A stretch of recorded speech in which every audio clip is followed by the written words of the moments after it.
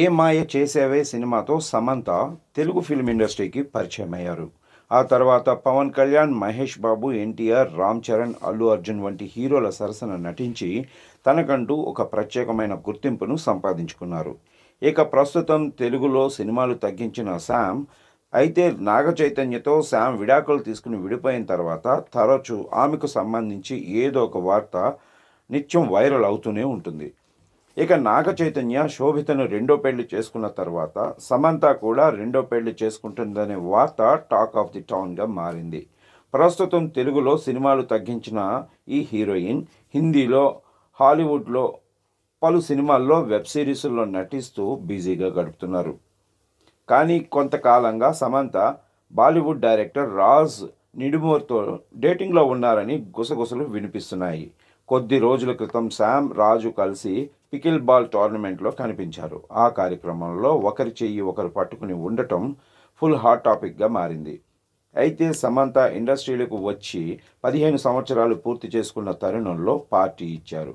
ఆ వేడుకల్లో సైతం రాజ్ కనిపించారు.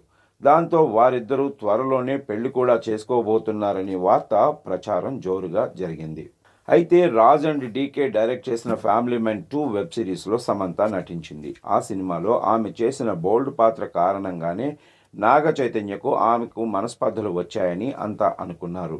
రీసెంట్గా వరుణ్ ధావన్తో కలిసి నటించిన సిటాడెల్ హనీ బన్నీ వెబ్ సిరీస్కి కూడా రాజ్ అండ్ డీకేనే దర్శకత్వం వహించారు. దాంతో వీరు రిలేషన్షిప్లో ఉన్నారని అంతా భావిస్తున్నారు.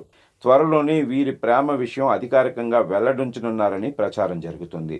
రాజ్ నిడుమూర్ బాలీవుడ్లో డైరెక్టర్గా గుర్తింపు తెచ్చుకున్నప్పటికీ ఆయన స్వస్థలం ఏపీలోని తిరుపతి. దీంతో సమంత మరోసారి తెలుగింటి కోడలు కాబోతున్నారని భావిస్తున్నారు. ఇక సమంత తెలుగులో చివరిసారిగా విజయ్ దేవరకొండ సరసన ఖుషి అనే సినిమాలో నటించారు. ఆ తర్వాత సిటాడెల్ హనీ బన్నీ అనే యాక్షన్ వెబ్ సిరీస్లో నటించింది. రక్త బ్రహ్మాండ్ వెబ్ సిరీస్లో నటిస్తున్నారు.